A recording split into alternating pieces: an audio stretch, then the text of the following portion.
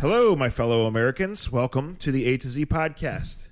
My name is Zach Jackson. I'm the Director of Player Development for third grade basketball at the Barberton YMCA. My partner is Andre Knott. He's the in-house hype man at Quicken Loans Arena. We get together here and talk about sports and life and food. And we're glad to do it again. Good morning, Andre.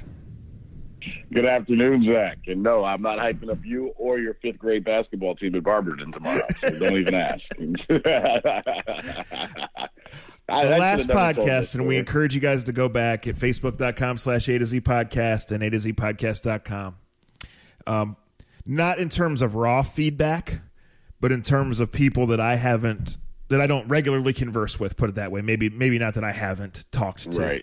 Right. Reaching out and saying some version of thank you or I passed this along or whatever. So we're not in the business of patting ourselves on the back, and we just like to be unpredictable. We usually accomplish that. If you are new here, one of the things that comes along with our unpredictability is we say bad words sometimes and venture into mature/immature subjects. So if that's not for you, if there are kids around, put on your earbuds or come back at another time.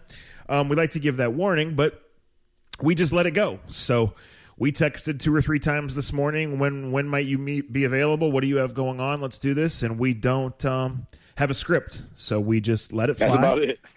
And here we are. Pretty simple how it really works. Also, I know Zach has been in the character of asking for people to leave messages on iTunes. Let us know how much you feel about the show. I made the mistake of actually reading a couple the other day. I'll make sure I don't do that again anytime soon. I'm glad you brought that up. I'm glad you brought that. One guy said I talk too much. I was like, there's only 2 people. We got to fill 45 minutes. Well, you do talk too much, but in general, I wanted to make a larger point. So in general, so do you. Did you go back and listen to the last one? You had like 10-minute intervals and just. I don't think I said enough, quite frankly. I know how you eat. I was worried we were going to bring oxygen over to you so you could finish the program. Shit. So I want to talk about my real job, and I think for now after this we can close this first chapter of the Kareem Hunt saga. It's not a saga yet because he hasn't done anything for the Browns, but this. So Monday was a crazy day, and Monday night is when we did the podcast, right? Yeah, I got home from Berea and we did the podcast, and it was first about that.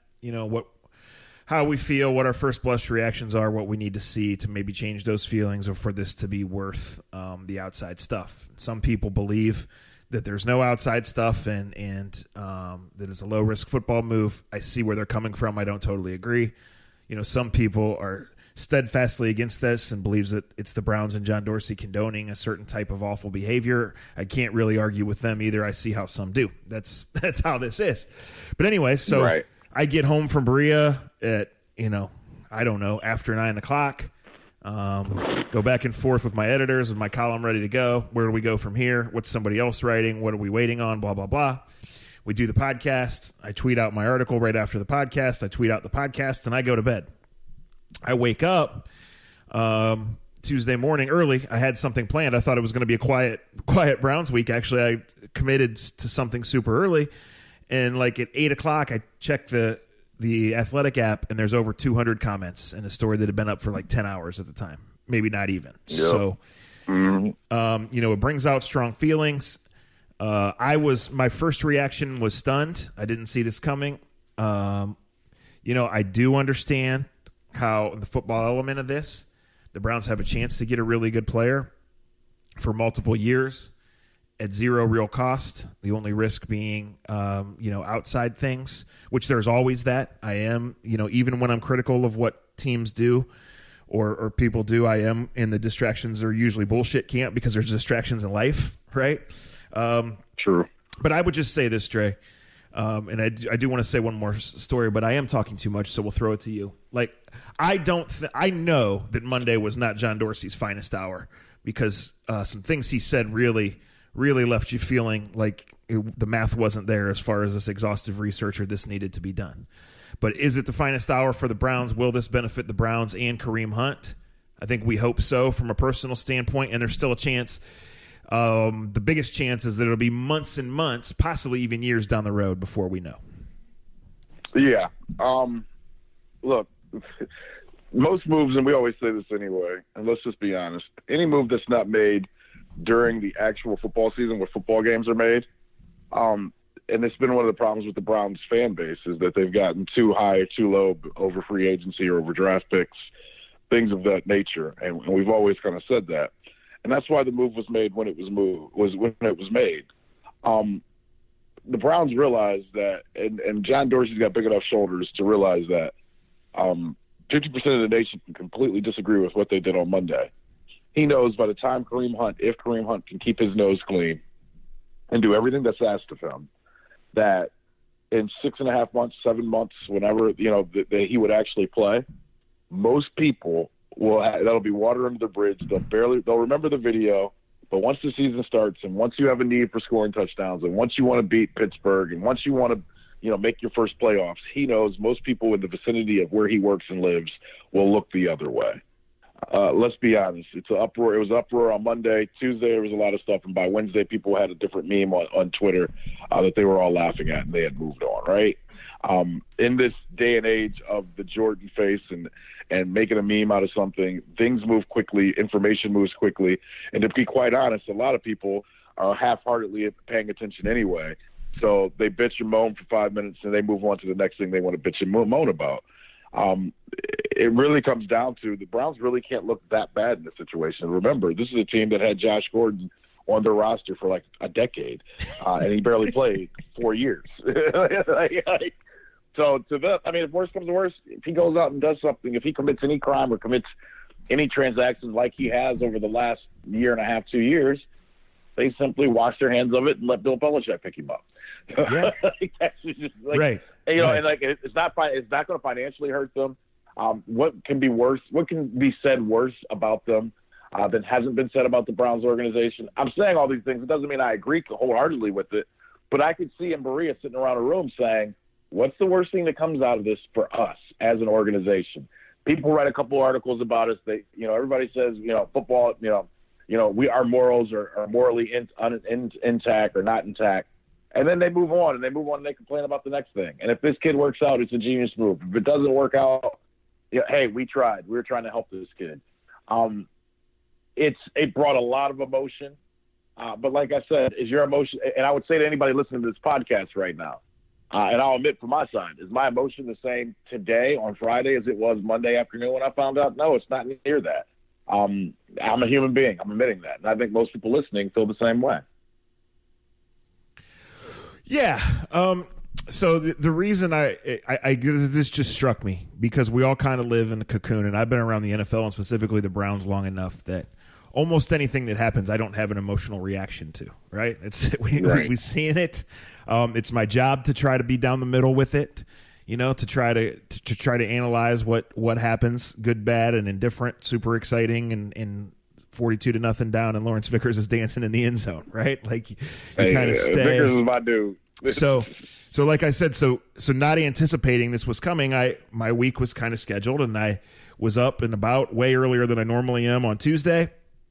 I got done what I was committed to doing, and I was pulled over somewhere, responded to some texts and radio stations and all of that stuff. Some people in the NFL, kind of just catching up. And I went in the grocery store at like 8:20 in the morning because I was that's where I pulled over, frankly. And I was like, well, I don't think I'm going to go back to bed. Might as well get on with the week, right? And it was so fascinating to me because there was about 8 people in this particular grocery store at 8:20 in the morning. And as I walked through getting my few things, in one aisle, 15 yards away, were 2 guys working, stocking, whatever, and they were talking about Kareem Hunt. And they were I can't believe they did it, but they nobody was arguing, nobody was taking a side. It was just, this is what they were talking about. And 10 yards to the other side in the produce section, this older guy and one of the workers were like going at it, like volume. Yeah.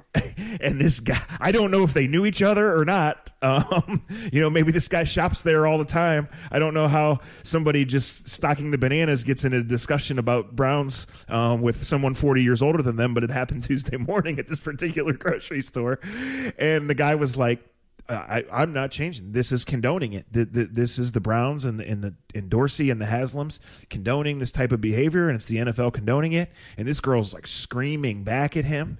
And I'm just like, I kind of just walked away briskly, not with a chuckle because there's nothing funny about it, but it is just amazing. I kind of agree with you, Dre.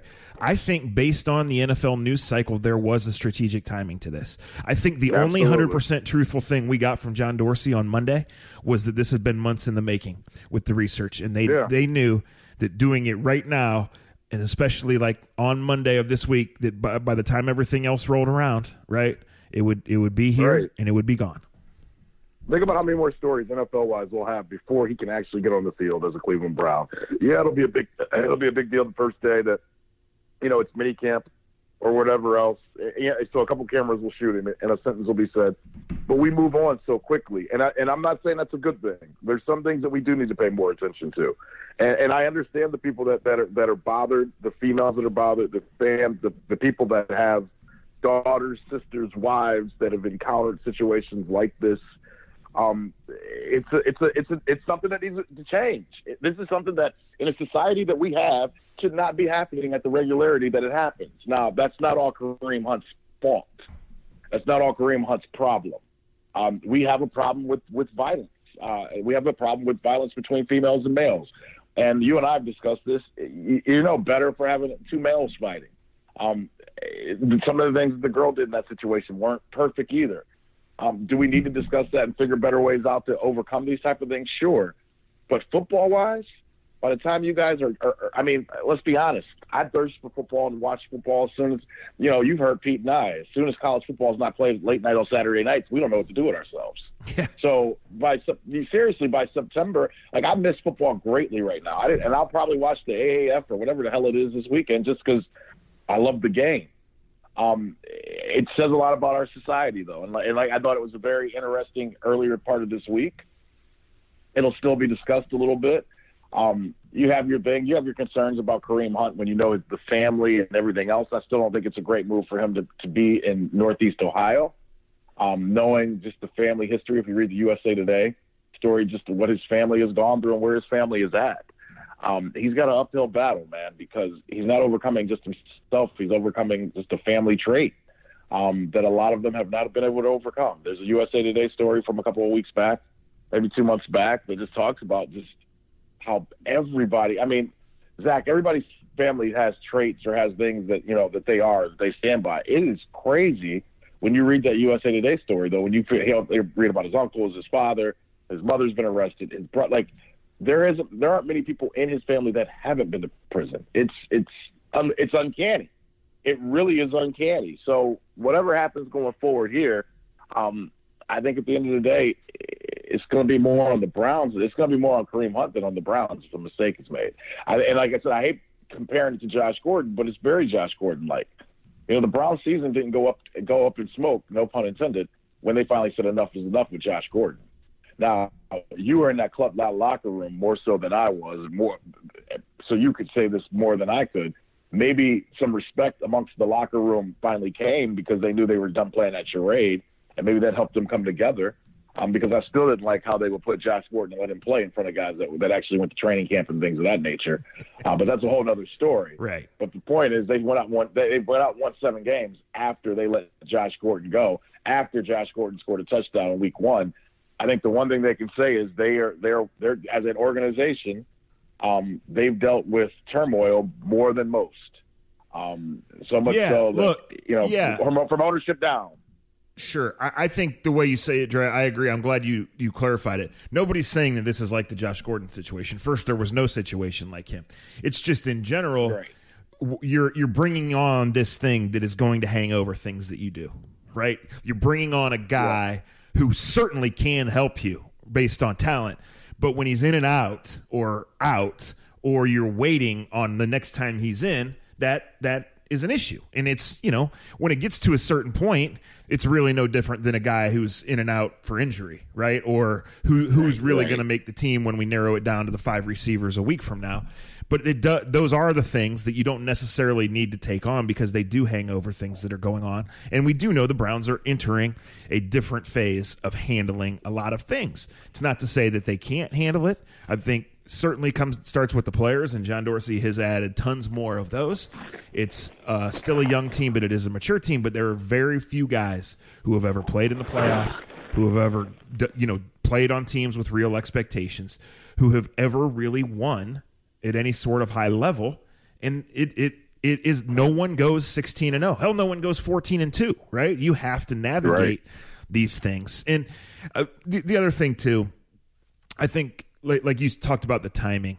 I mean, obviously in free agency, there's 10 guys that are going to make life-changing money, and history says, across the league, I mean, not with the Browns, and history says only half of them are going to work out. Like, when you really look at it, Dre, every year in the NFL, the teams that get there are the ones that find a way after an injury, after something goes wrong, when they get a guy back after the storm, and starting in October and November, they kind of figure it out. But in March, it's the splash. Right. In June, it's the hype. So wait. So you're telling me there's free agency and they actually sign players early on in a league and they actually can hype it up and get excited about it? That's amazing. Yeah, that's what happens in these other sports. I don't know which sports you're into, but that's what happens.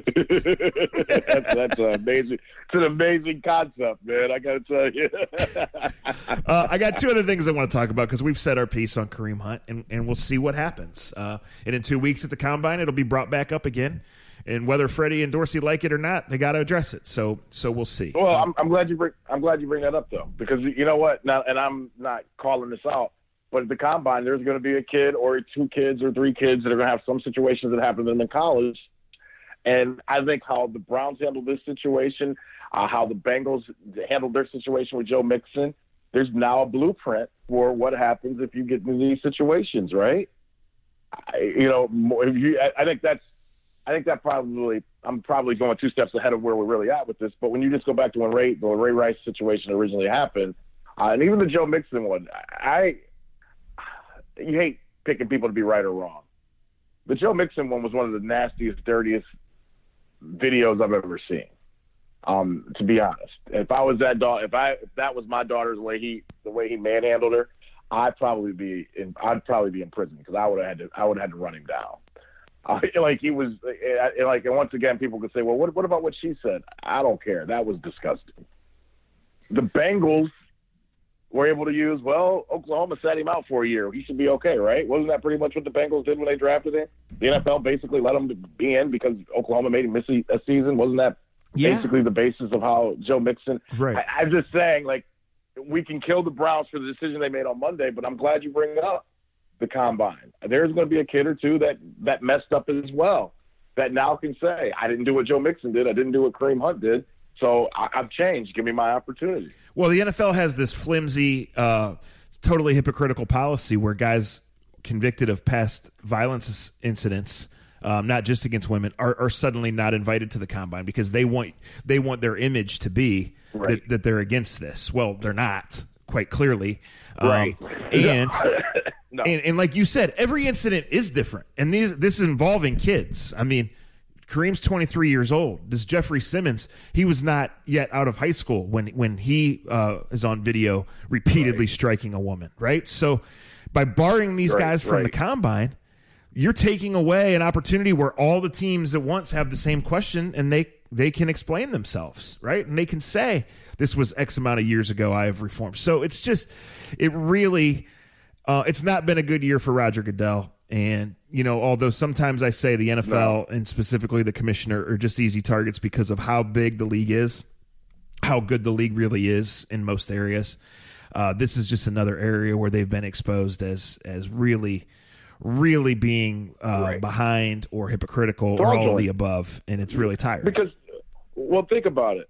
Think about what they're doing to the Combine.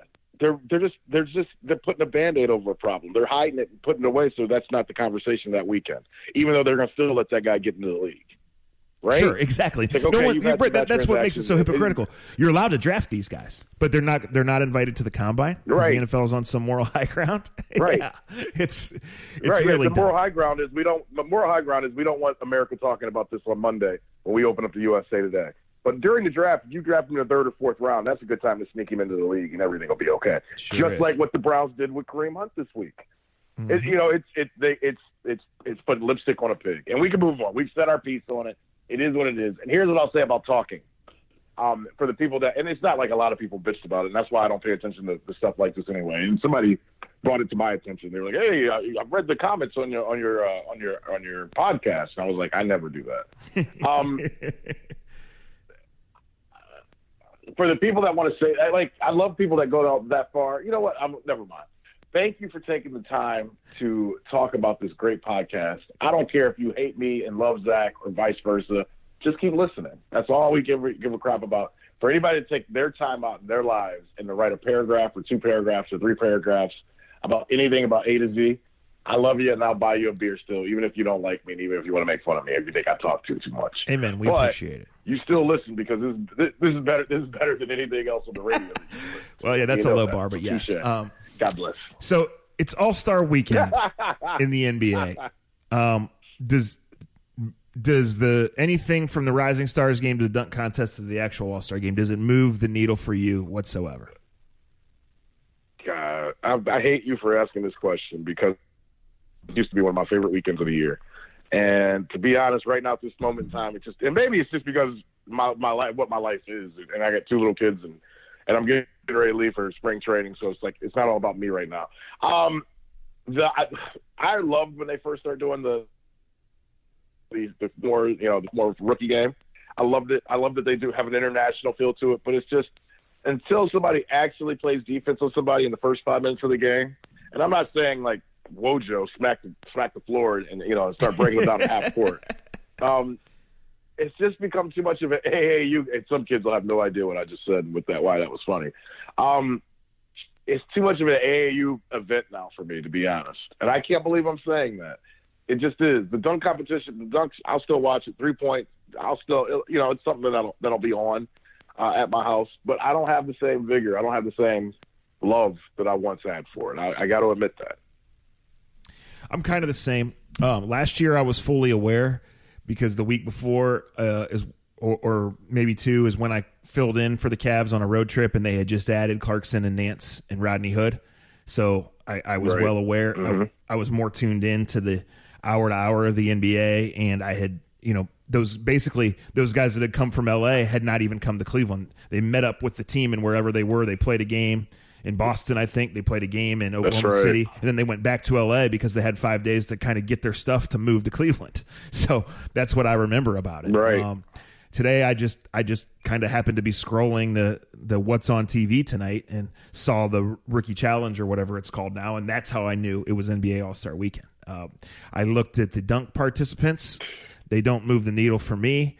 We're not the ones to answer that. I think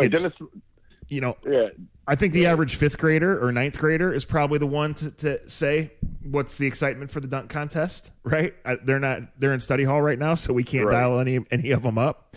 But there was no. Hey, Raj, help us. There was nobody that made me say. There's nobody that made me say, "Wow, I won't miss that." I mean, Dennis Smith Jr. is a freak athlete, but I don't think it's gonna be like a super memorable dunk contest. So. I could look this up. But why? Miles Bridges, is he in it? Yes. So is it Miles Bridges, Dennis Smith, and I don't know anybody. I'm sure. Hamidou Diallo. I know. Yeah. Hamidou Diallo. So you can go to Athletic Diallo Attic and get his jersey, I'm sure. Nice. Yes. I mean, and you know what? The league has gone through this for a while. Of having a dunk competition and no one of our age bracket knowing who they are. But you just made the point. It's not for the 40-year-old. It's for, the 15, 16, 17-year-old, 19-year-old, 18-year-old. It's for the kids. It's for the kids. It's not for us. So Steph is back home, right? And his brother's in it. I know that was a big party because they're all back in Charlotte. Yes, both Curry brothers are in the. By the way, shout contest. out to shout out to one of your comrades at the Athletic. Why can't I think of Joe's last name right now? The article on LeBron trying to become an owner. Joe Varden. Was pretty interesting. And it was a nice Joe Varden. I'm sorry. Yeah. It was a nice scope outside of the weekend is the weekend. I'll watch the All-Star game. But I thought Varden's article it took the spotlight off of what we've been paying attention to with Grandpa LeBron so much, and it's unbelievable because could you imagine? I'm not a big movie buff guy, but like I know Bad Boys 3 is being made with Will Smith and Martin Lawrence, and talking about age bracket, those movies were right down our that was a line drive for us 15, 20 years ago, right. And it probably will be again. But could you imagine during the height of a movie star's career that we constantly about how awkward their season is or how awkward their movie is? Seriously, reading Joe's article it was refreshing to the point that it took a step back, that it wasn't this big negative thing, this negative drain towards LeBron because what his team is doing. And I think this goes all the way back to the decision part too, that we had all these conversations, we had all these texts about why LeBron would go to LA, and I think you and I came to the conclusion that the move to LA really wasn't about basketball at all. It was about the next phase of his life, is what I think I know I felt that way, and I'm not putting words in your mouth or your thoughts in your mouth. But I felt like the move wasn't about going to the NBA Finals 9 years in a row. It wasn't about getting another NBA title. And it's funny because I still feel that way, but I think when the season starts, it's hard for LeBron to just sit back and to take the losses. He instantly goes back into the bad GM that we know that he can be. The power ego of fix this now. I don't want to play with this. When in reality, as I read Joe Varden's article, the reality of where LeBron is right now, and look, basketball people, we judge him for basketball. We're not judging him on how much money he's in the portfolio or how he's been able to save or meet up the right people or with the right people or what. Like I said, his portfolio is not important to us 10:45 when they tip off, right? Right. But that's what he's doing. And as I read that Varden article, it brought back the sense of who cares what happens with Anthony Davis? Who cares if they win 45 games this year? It seems like if you read the Joe Varden article in The Athletic about him possibly becoming an owner, or the way he puts it, he will become an owner. I think it brings fruition more so to what his next accomplishments are, and almost blindly says, who cares what happens in the 82-game season? I may be wrong, but that's the feeling I took reading that article. Well, I think that's the whole overarching thing with the whole where LeBron is right now in his career, right? It's kind of like, I mean, we've seen greatness, and this year the final streak that's as good as any streak in our lifetime in sports is coming to an end, and he chose that, right? So he's still could be healthy and play a whole bunch more basketball. But like, I get tired of the I ain't got shit to prove thing coming from him and from his agent who's never accomplished shit in his life either, because it's just like, well, do you want to play or not? But he has. You say that, but he has. Rich Paul is accomplished more than anybody that he graduated high school with, more than anybody from his neighborhood. He has. They absolutely. See, that's what I'm saying. We mix these messages because. And I'm not saying I know why you mix the message. I know why it's easy to talk shit about their group. But they have accomplished more than anyone ever thought they could accomplish.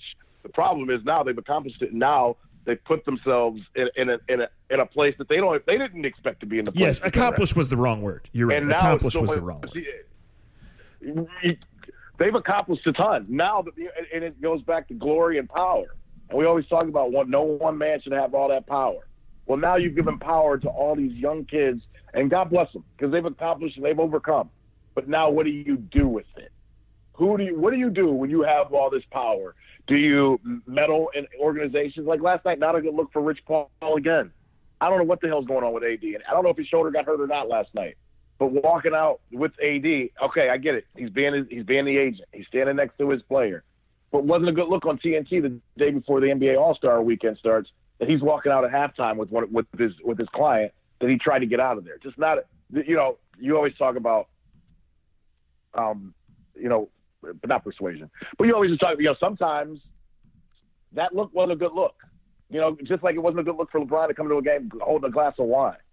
It's like, okay, you can drink it, but don't walk in and just shove it in everybo's face that you're drinking wine when you're injured and you're not playing that day. Accomplishment was the wrong word. I'm trying to think of the right word. To take it. I guess what I'm trying to say is on this guy's way up, I mean, he was LeBron's friend. Like, there's no 30-year grind here. For sure. Right? Right. Hey, that's been the American way forever. Right. I'm sorry. I'm not going to ever fault them for that. Nepotism and friendships has built America and is going to it's built our whole world. It's not what you know, it's who you know. Yeah. That is where this place has always worked. With the Anthony Davis thing, too. Like, I mean, how hard is it to be LeBron and Anthony Davis as agent, right? These guys are two of the most recognizable athletes on the planet. They're getting the max contracts from whatever teams where they go. So that's why I'm kind of like a little less than super impressed, right? I mean, well, you don't have to be. But see, that's the thing. I mean, okay. What did Rob? Okay, I'm gonna give you a great example. What if Rob Pelinka? Like, look at where Rob Pelinka is in his life. He was a bit player for. And I'm just using this as examples because I'm not attacking you because I get what you're saying, but this is how it works. Oh, like, no question. Rob Pelinka was a bit player on the Fab Five. Yeah. Right. He couldn't make it as a basketball player, so he became an agent because he knew guys because he played the Big Ten. Like, I'm not mad at him. He took advantage. Now he's the president for the L.A. Lakers, and why? Only because he probably knows how to use how he knows how to do the salary structure. He knows magic. He used to be an agent. He helped steal money from a blind man when he was the agent for Carlos Boozer. I got a long memory, Rob Pelinka. Sorry. And look where he's at today. What did he do to accomplish being the president of the L.A. Lakers? Well, you're right. Life is about timing, and where are you? Are you in the right place at the right time? Right? Because if you are, you never know where you might get vaulted to. That's right. That's right. I mean, right. I'm not arguing any of that, and we'll see. I mean, the Lakers are right now what we say that there's two endings in today's sports world. There's the trophy or the Jordan face, right? They're either going to figure it out, and LeBron and Anthony Davis and someone else are going to raise a trophy 2 years from now, or this is going to go down as a complete disaster for LeBron, Magic, Rob Pelinka, and all involved. Correct? There's no middle ground. Not for LeBron. No. I mean, that's the part you don't like. Well, with LeBron, there's no middle ground. I mean, that's a result of his own greatness. You know, I mean, maybe but Anthony Davis is 25. Right. So maybe he plays for the Lakers for 12 years, right? And who knows if he's even going to get to the Lakers. But maybe he plays for the Lakers for 12 years and after LeBron's long gone. But I don't know. I don't see it. I still go back to Anthony Davis hasn't cemented anything in his career or life. Anthony Davis can't stay healthy for a month. Like he's a really good player, really talented. I don't want to say anything bad about the kid, but he's fragile as can be. He's accomplished nothing in his career. He's the most fragile big guy. He's just fragile. That's what I think of when I think of Anthony Davis. What you're getting at, sure, but that's not like. Look, obviously LeBron wants one more ride, right? He wants somebody to go with one more ride on him to see if he can win another one. If he can win one with the Lakers, it would be unbelievable. But I'll flatly say it this way. After reading the Varden article and you look at where LeBron is at, it's easy for us to get caught up in the moment and get caught up in the record and get caught up in, maybe he doesn't make the playoffs and all that other stuff. But I think when you look at the end of the Michael Jordan career and how messy it was, and you look at where he's at today and how people look at him, it's easy for us to get caught up in the moment. The moment isn't the here all, and it's not the end.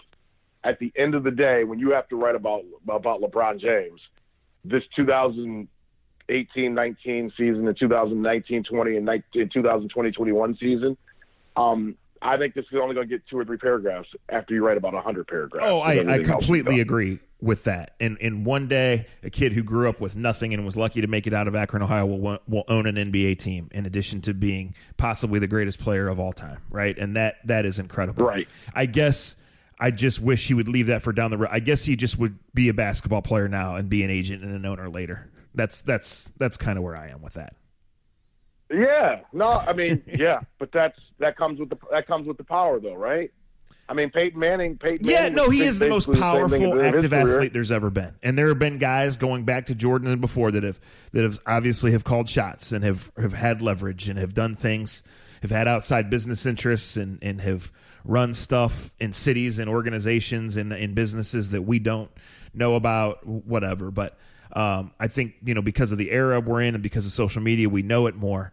I just think it's a dangerous slope, a slippery slope for anybody to be on when you're in the business. I mean, this goes back to the whole, there's 2 ways for this Lakers thing to end thing, right? Either spectacularly or spectacularly bad. And we'll find out. Well, yeah. Well, let me ask you this. Knowing where the Lakers have been, this is better than where they were the last 10 years, isn't it? Well, sure. I mean, Magic promised he would bring in an A-lister, and he got one in LeBron. And in that regard, they're 6 months into a long-term project because the title's been decided for 3 years now, right? Like it's not a question. Right. But the fact that they might not make the playoffs is that it gives you a reason to watch the NBA. I'm not sure it's great for the NBA. In fact, I'm pretty sure it's not. Right. Well, and they still might. Still might. I mean, there's a long way to go. No, I disagree. No, I think having a story in LA matters in the NBA. Having a story that matters in Boston matters. That's why every time the Knicks have been bad. Think about this. The Knicks have not been good since John Starks was knocking people out. You're like, and you and I were in high school, middle school last time the Knicks were any good. Think about that. As much as we Northeast Ohioans don't want to admit, these leagues at some point in time they want the big markets to have marquee names and marquee players. It makes it easier for them to sell things. So yeah, on the court, the Lakers haven't accomplished much, but the Lakers, in the sense of being a story in LA and being able to sell things and be able to put beats everywhere, it's business. It is a business, just like with the Kareem Hunt thing. It's business, and if he scores touchdowns and leads them to the playoffs, it puts money in the pockets of ownership. That's how it works. LeBron thing, look, for them, it's a coup because they got a star. They got one of the biggest stars of the last 2 decades in the NBA to finally come to one of the big markets. His first time with Cleveland, his first 7 years, all we talked about was the possibility of him going to New York. Remember? Like everybody thought New York was where LeBron was going. You and I love the game, and most people listen to this podcast. We love the game. Unfortunately, at the pro level, there's way more than winning and losing on the court or on the field that matters. No doubt.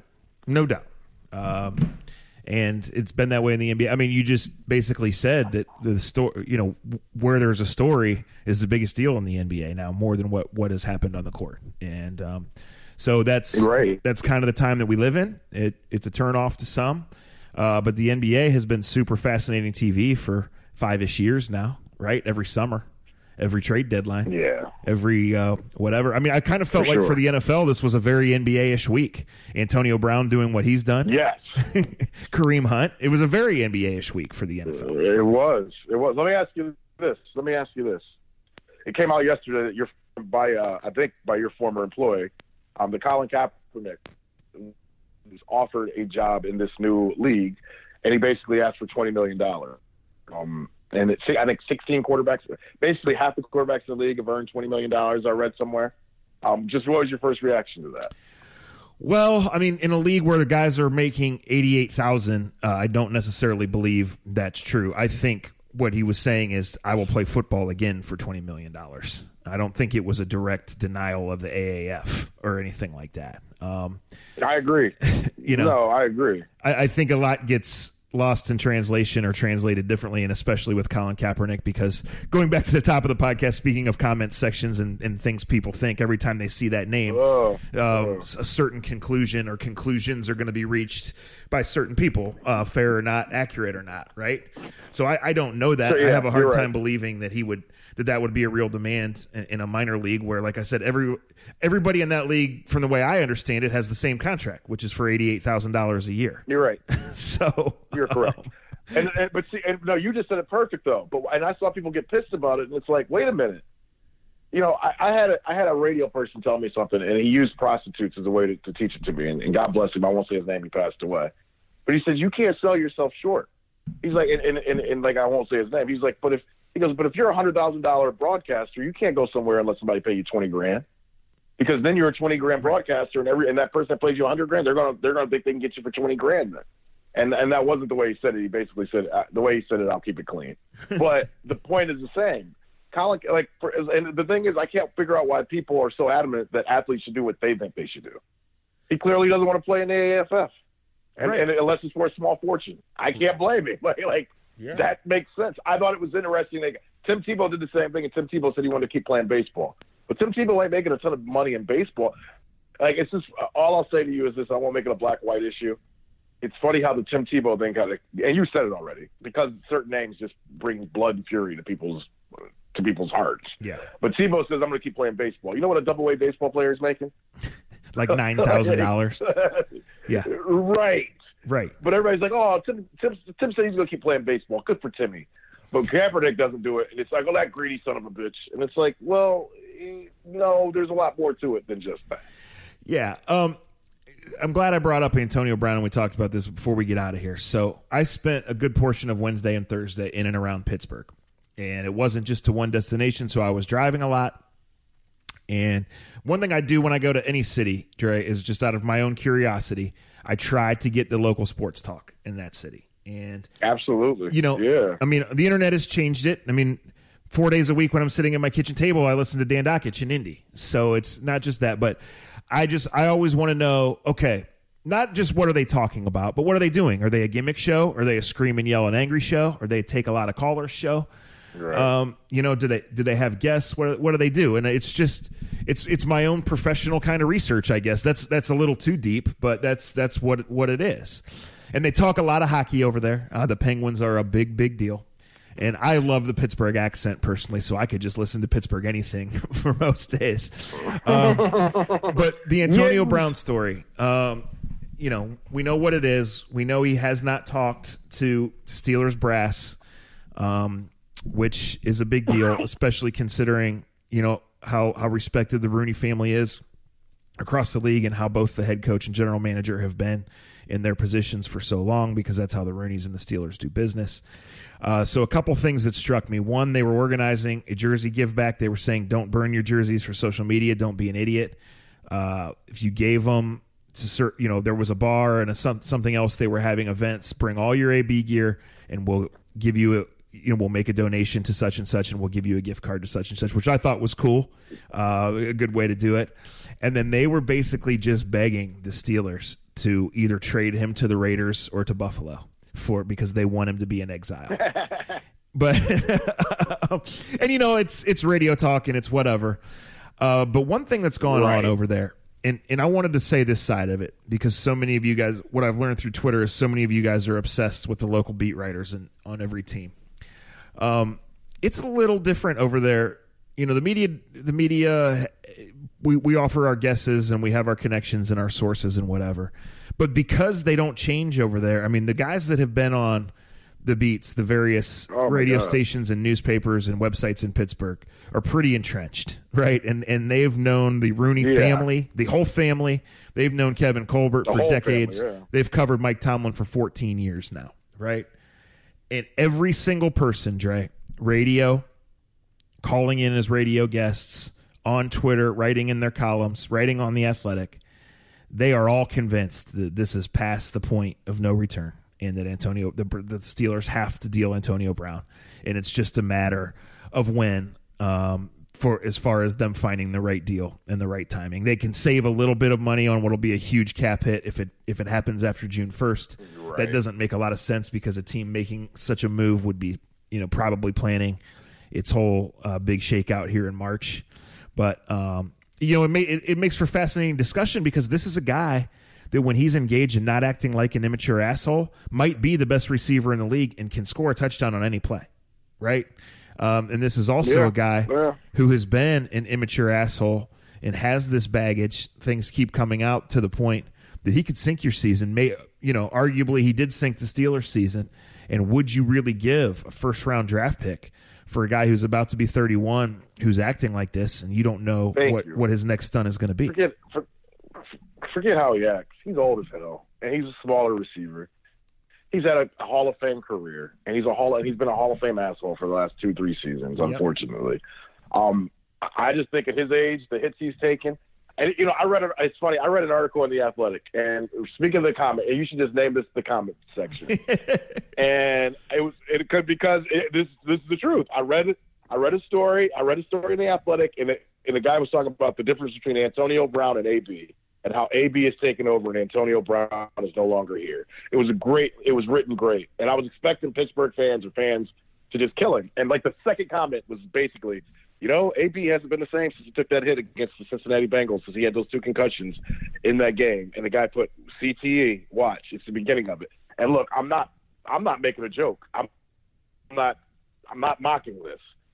I literally read that and I thought to myself, wow, man, some fans are way deeper and smarter than you give them credit for. Because like the next 3 comments were all guys not mocking it. They're saying, you're right. He has been different since he took those hits. Now, we don't know that. None of us are doctors.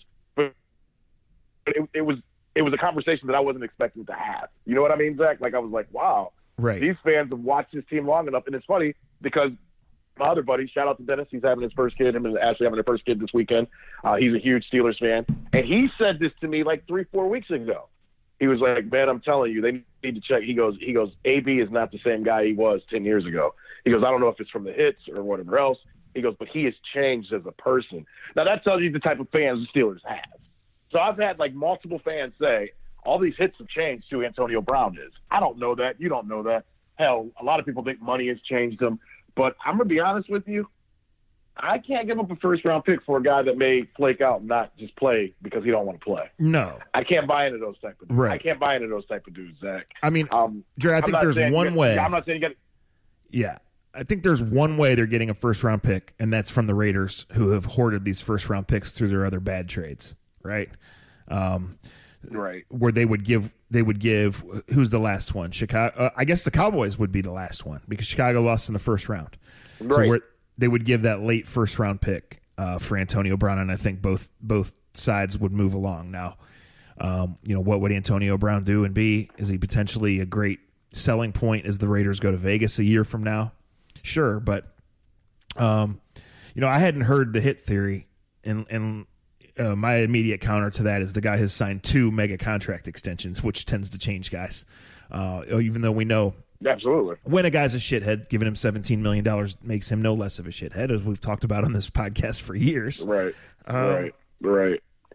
That's the thing. Most people that have been around him and listened to him and talked to him say he wasn't that when he first came in.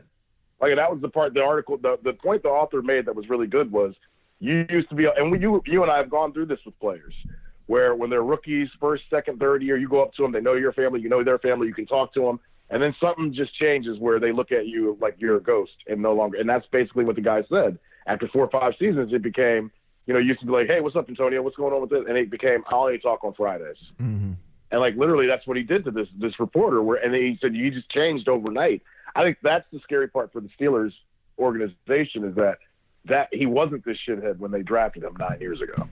Well, I think it's just a matter of, okay, we have to get rid of this guy. We have to. He's left us no choice. So how can we get the best value and where can we go? And I thought a fascinating part of the discussion when I was listening was these guys were saying, we don't even care if it's in the division or the Patriots because we just want rid of him. And good luck to the next team that gets him. And I think, too, this is a part of the media's relationship with these athletes and with these teams. Is we get access to the guys, but very rarely do we know the guys, right? What their situations are. And so our impressions, and more players need to understand this, that many public impressions are based upon what goes on in those 20-minute interview sessions, in those 4-minute interview sessions in some cases, right? Because we really don't know. It's closed off. And that's what I'll laugh all the time when I'm listening, or I'll go on, Joe Blow's radio station in Tampa. Hey, what's the vibe around the Browns? Well, I don't know. Dumbest question ever. Past training camp, when I get to watch practice, I don't know. That's all. I don't know what the vibe is. I can tell you what so and so had for lunch, who was in a better or worse mood than usual, at least with their quick smile or not as they walked by. I don't have a feel for that. Look, so it is a dumb question. I'm pretty close to a team. I'm with them every day, right? Mm-hmm. And there's stuff that happens between guys that I don't know about. And I'm in every setting or function. Like a lot of times, stuff happens, and like when something bad is happening or something good is happening, I find out about 2 weeks later, a week later. Oh, because you can only be so close, right? You can only. I'm not in every meeting. I'm not in any of their meetings, to be exact.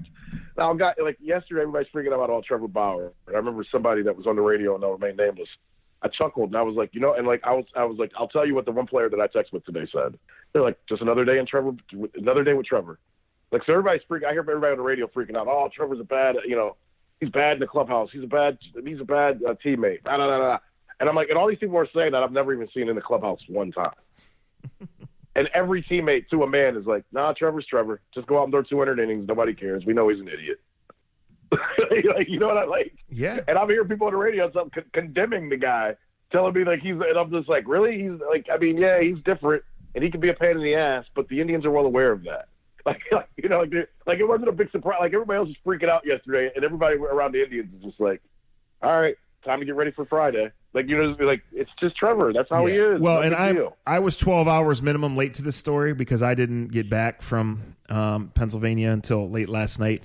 But I heard it this morning being recapped on some show, and it was like, and this is the message. This is no one's fault. But when the messages are first disseminated through a 200-character tweet, then a lot can get lost in translation, right? Because at first it was character assassination in the last 10 minutes of the hearing. Well, then it was Trevor saying, no, it wasn't with the Indians people. It was with the MLB's counsel on whoever holds this the arbitration hearings, right? But, of course, we jump to conclusions because everything breaks on Twitter, and then it becomes the instant reaction medium that it was designed to be, right? So instant reaction becomes instant overreaction and finger-pointing and everything else. There's no context. No context whatsoever in a 200-character tweet. Exactly. Right. And we all have to be. We all should be more aware of that. And I get it. And I said to Dustin, I texted him. I go, hey, this is a great radio. It's something great to talk about on the radio. But I go, it's nothing to the team. It's a great topic, and you don't have to have all the information. That's the worst thing about talk radio. And sometimes the best thing. They don't have to have all the context, all the information. They get the 220 characters and they go with it. And I'm not blaming them. I get it.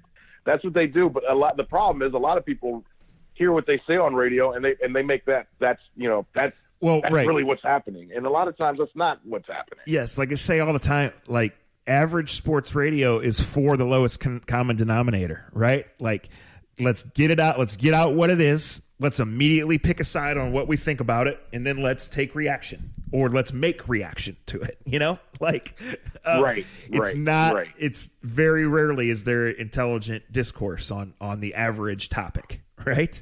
It's just let it go. It really is. And now we've got you riled up, so call in or tweet us or vote, take our survey or whatever it is. 216-578. Yeah. Call in and tell me why he's a that's why teammate. You've never met him. You've never been there. But yeah, well, that's why that joke has legs, because it's just what it is. Right. Someone says something outrageous and round them up, rile them up. Right. Well, here it goes. You want to have some outrageous conversation?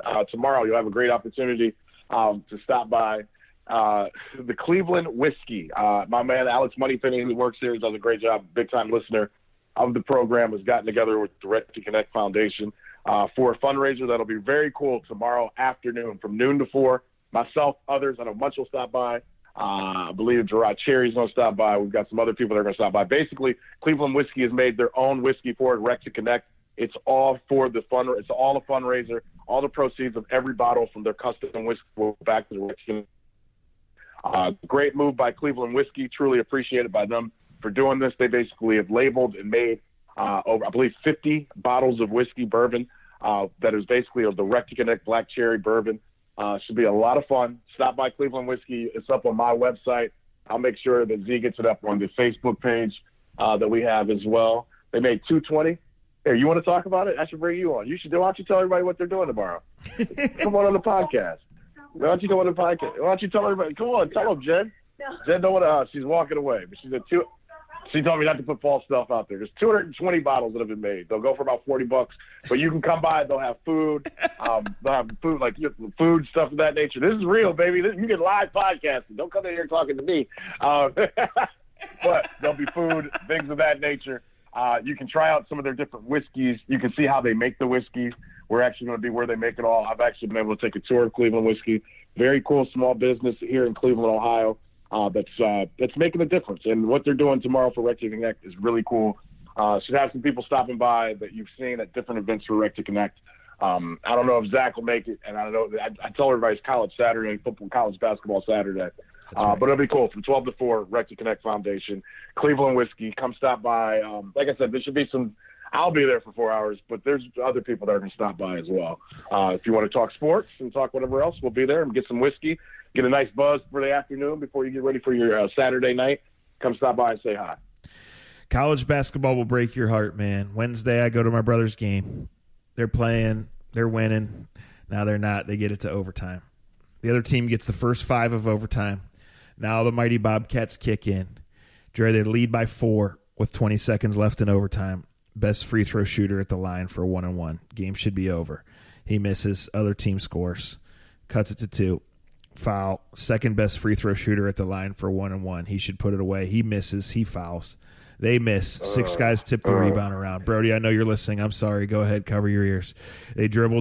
The 6 seconds felt like fucking 60. They kick it out to a kid for a 25-footer at the buzzer, and the good guys lose by 1. And the gym was like a morgue. You could only hear my dad yelling, fuck. You could hear nothing else in that gym. It's a brutal game. Well, Brody was told before that game. It is a brutal game. But Brody was told before the game to tell those chumps he coaches winners, not losers. Well, we're working on that. The Bobcats wrap up their season on Saturday. We'll have to have him on. Programming ahead, a week from today, Dre's off to Arizona, so we'll catch up with him. I'm off to the Combine about 5 days after that. I'll bring the equipment, so we'll still have the podcast. We appreciate you guys listening, spreading the word. Our sponsors are Scene, the Honeymoon Grill, and American Fireworks. Is there any way we can get you to Arizona after the Combine or not? Well, here's the problem with baseball's stupid schedule. The NFL meetings are in Arizona. But by the time I get there, you guys are in Minnesota thinking you're going to actually play baseball on like March 25th or whatever the hell it is. That's how late the meetings are? Yes. Usually they have those in the middle of March. They're at the end of March. They're at the end of March. Damn. Yeah. Damn. The other thing I was thinking is there's another St. B guy out there. We could go see LaCharles too. Because a lot of players work out for the Combine. We're doing right now. We're having a conversation we should be having off there. But we'll do it on right. there. Of course. Paris Campbell's out there, and there's a bunch of. There's just an idea that came across my mind, but we'll work through it. We'll work through it. A to Z podcast.com, facebook.com/A to Z podcast. We'll talk to you guys next time on A to Z. Konnichiwa.